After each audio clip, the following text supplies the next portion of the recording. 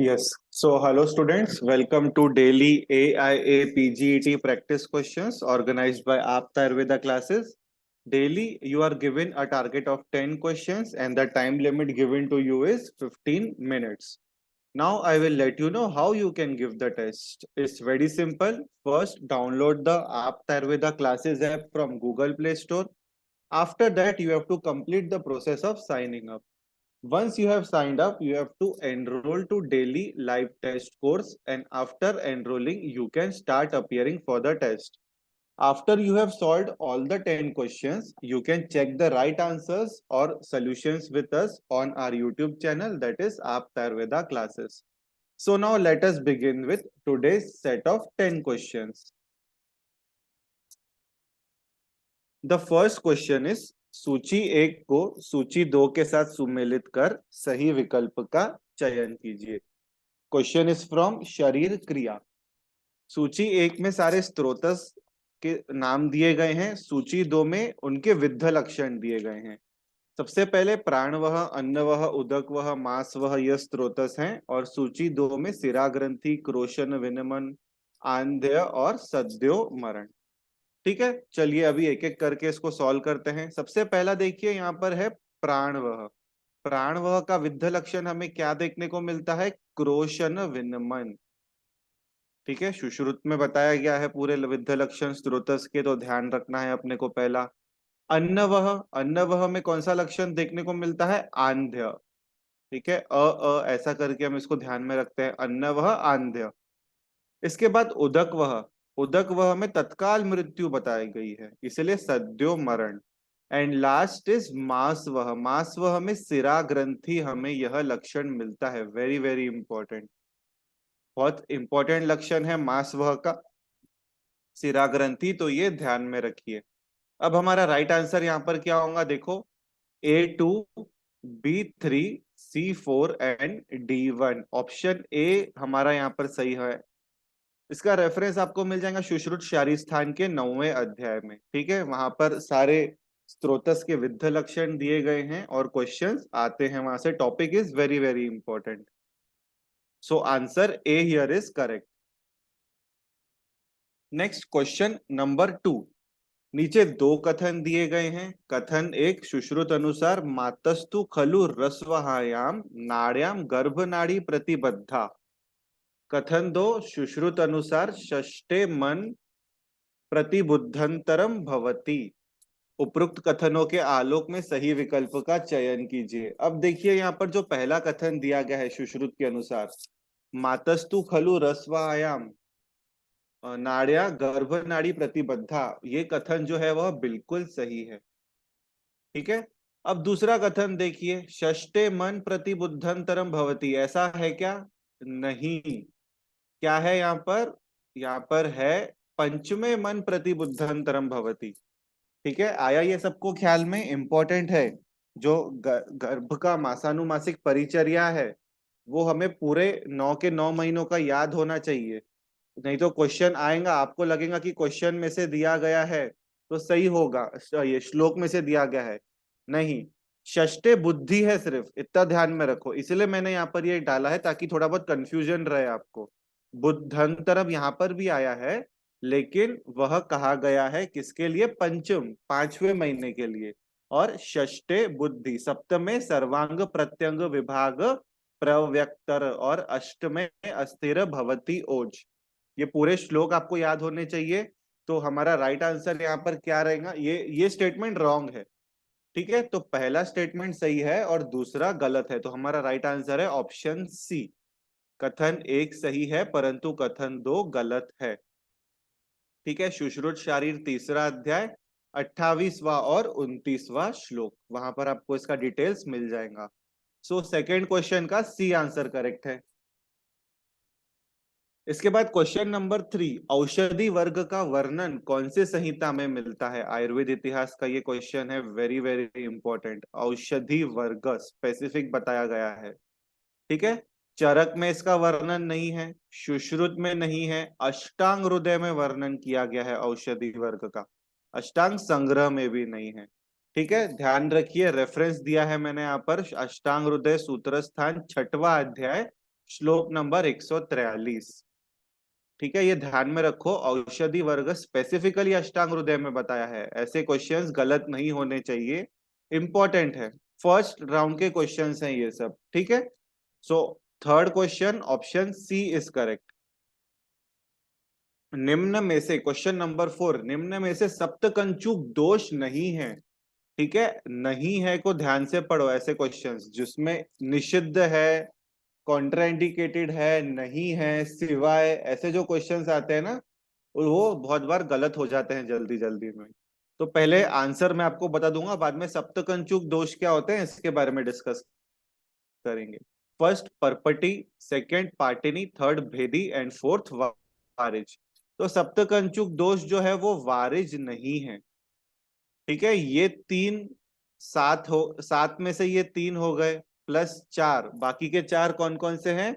एक एक है द्रावी, जिन्हें नहीं पता है सप्तकंचुक दोष वो लिख कर रखिए, द्रावी हो गया, मलकारी हो गया। ठीक है, ये हो गए पांच, उसके बाद अंधकारी और ध्वंशी।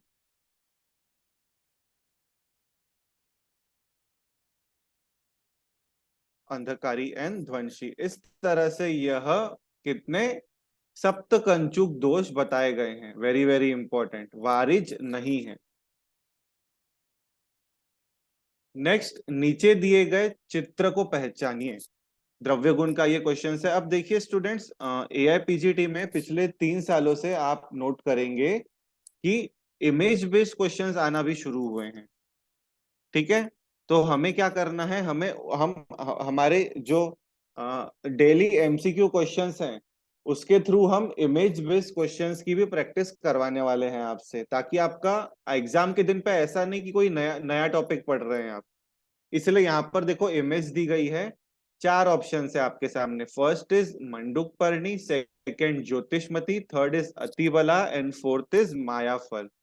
अब देखिए इमेज को देखकर क्या लगता है, बहुत लोगों ने, मेरे को लगता है इसका आंसर गैस भी कर लिया होगा। इसका आंसर है ऑप्शन सी, अतिबला, वेरी वेरी इंपॉर्टेंट। ठीक है, इसे चरक ने बल्य और ब्रूहणीय गण में रखा है, ये ध्यान में रखो। सुश्रुत ने वात शमन में, वात संशमन में रखा है बला को, और मधुर स्कंद में रखा है, ये ध्यान में रखो। इसकी जो फैमिली है, फैमिली का नाम क्या है? मेलवेसी। और जो इसका लैटिन नाम है दैट इज एब्यूटिलॉन इंडिकम। ठीक है, ये ध्यान में रखो। इंग्लिश नेम क्या है इसका? English name is country mallow. तो इस पे क्वेश्चन आ सकते हैं। ठीक है, सो ये अतिबला का इमेज है, इसके बारे में जो दूसरी जानकारियां थी वो मैंने आपको बताई। पर्याय इसके कंकंतिका, कंघी, मुद्रा, ये सब पर्याय दिए गए हैं। ठीक है, तो फिफ्थ का आंसर क्या है? Option C. Next question number 6, सूची एक को सूची दो के साथ सुमेलित कर सही विकल्प का चयन कीजिए। शल्य तंत्र का ये क्वेश्चन है। सूची एक में शोथ की अवस्था बताई गई और सूची दो में लक्षण बताए। तो पहले शोथ की अवस्था देख लीजिए। फर्स्ट इज आम अवस्था, सेकंड पच्यमान एंड थर्ड इज पक्वावस्था या फिर पक्व शोफ। लक्षण वेदना उपशांति, मंद उष्मता एंड आधमात वस्ति रिवातश्च शोफ। अब एक एक करके इसको सुमेलित करते हैं। सबसे पहले आम शोफ। आम शोफ में कौन सा लक्षण मिलता है तीनों में से? मंद उष्मता। ठीक है, गर्मी होती है शोथ की जगह पर लेकिन वो मंद रहती है। पच्यमान शोफ, पच्यमान शोफ का लक्षण क्या है? आधमात बस्ती रिवातश्च शोफ। ठीक है, फूले हुए मशक के समान शोफ पैदा हो जाना, दैट इज आधमात वस्ती रिवातश्च शोफ, इंपॉर्टेंट है।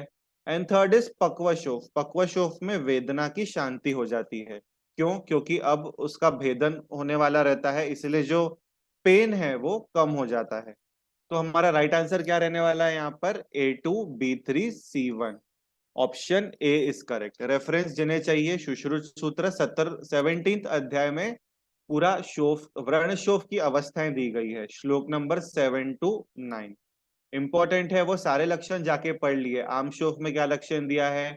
पच्यमान में क्या दिया, पच्यमान में बहुत सारे लक्षण दिए गए हैं। वल्ली प्रादुर्भाव, वल्ली प्रादुर्भाव पक्व में आता है। वृश्चिक दंश वेदना, सूची भीरीवत उद्यत, ये सब पच्यमान शोफ के लक्षण हैं। तो वो सारे लक्षण एक बार जरूर जाकर देख लीजिए। सो क्वेश्चन नंबर 6 का राइट आंसर है option A. Question number 7, Sushruta अनुसार प्रतिसारण के कितने प्रकार बताए गए हैं? ठीक है, ऑप्शन ए कितना है 3, ऑप्शन बी कितना दिया हुआ है 4, option C is 2 and option D is 5। ठीक है, बहुत इंपॉर्टेंट क्वेश्चन है, तो ध्यान में रखो यहाँ पर। प्रतिसारण के कितने प्रकार हैं? प्रतिसारण के प्रकार हैं 4। कौन कौन से हैं वो 4 प्रकार? कल्क, रसक्रिया, शौद्र, चूर्ण। ठीक है, ये लिख कर रखिए जिन्हें नहीं पता है।